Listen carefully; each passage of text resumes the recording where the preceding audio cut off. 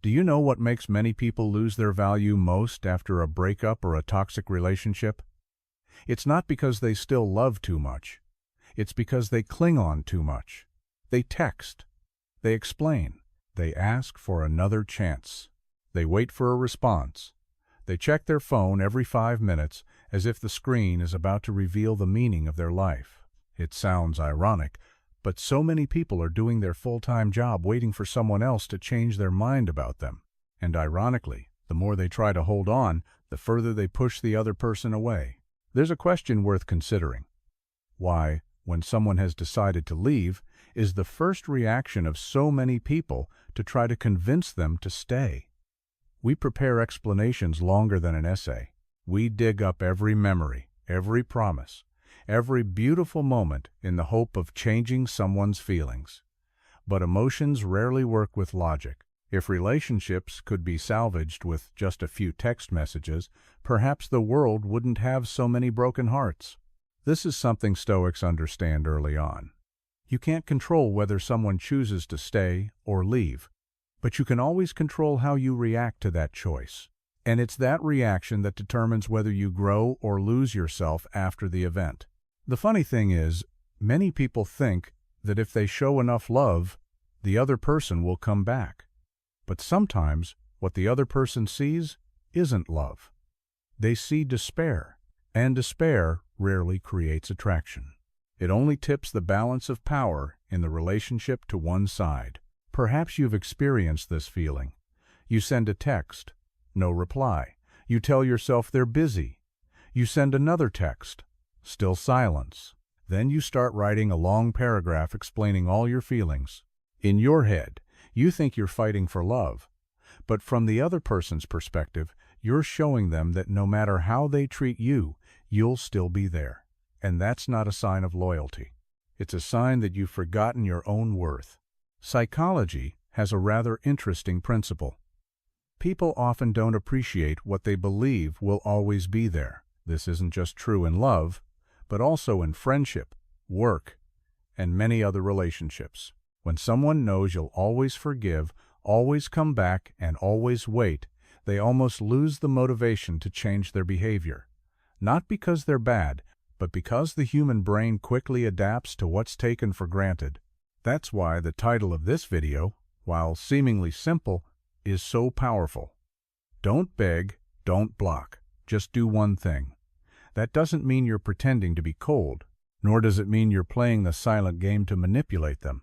Stoics don't play power games. They simply refuse to participate in games that disrupt their peace of mind. Marcus Aurelius once reminded us that your value isn't determined by whether someone chooses to stay or leave. Thinking about it, this is a very liberating idea, because many people are handing over the power to define their own worth to others. Today, that person texts, and they feel valued.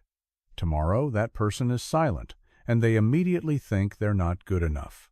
But a person's value shouldn't change just because someone else's feelings change. This is when you need to do what emotionally mature people always do. Step back instead of rushing forward.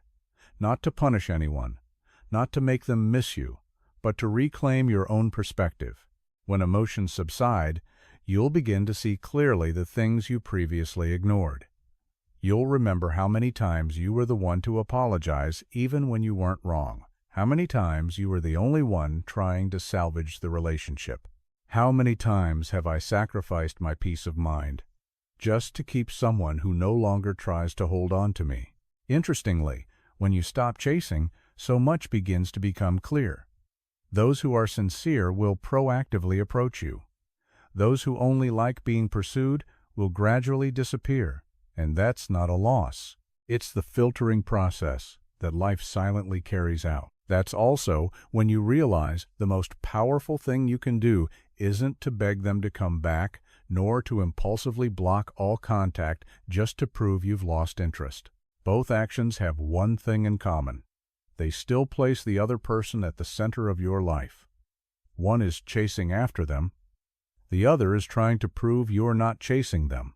But either way, they're still occupying too much space in your mind. What Stoic people choose is different. They step back in silence. Not to play mind games, not to make anyone miss them, but to reclaim what they've unintentionally lost: peace. There's a very interesting paradox. When the heart is hurt, the brain always urges us to do something immediately. Send another message. Make another phone call. Check if they've seen my story. Scroll through their profile just to see if they seem sad or happy today. We tell ourselves, we just want to know how they're doing. But if we're honest with ourselves, what we really want to know is whether they still think of us. And that cycle keeps so many people trapped in pain longer than necessary. The irony is that the person you're trying to hold on to may have moved on with their life long ago, while you're still spending hours analyzing a status update, an emoji, or the fact that they're slower than usual in responding to messages. It's like a detective trying to solve a case where the suspect has moved to another city. The more you analyze, the more exhausted you become. The more you try to find answers, the more you miss the life unfolding before your eyes.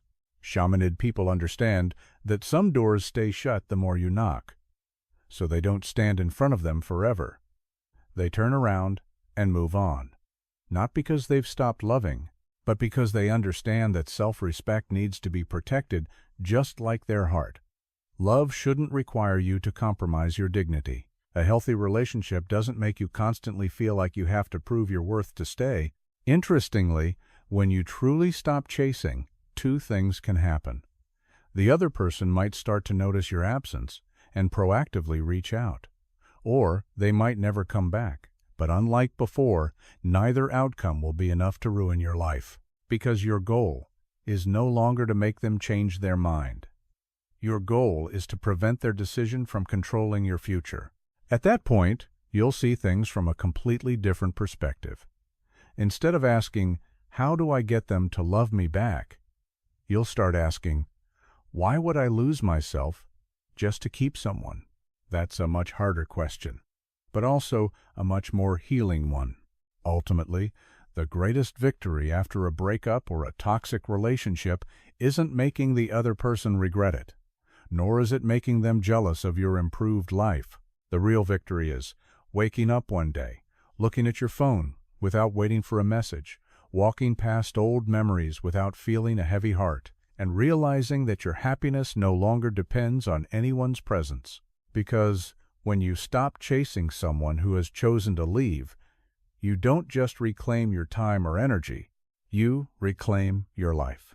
And perhaps the most thought-provoking question is, if, starting today, you stop putting all your effort into holding on to someone who doesn't want to stay, how grateful will a stronger version of yourself be for that decision a year from now?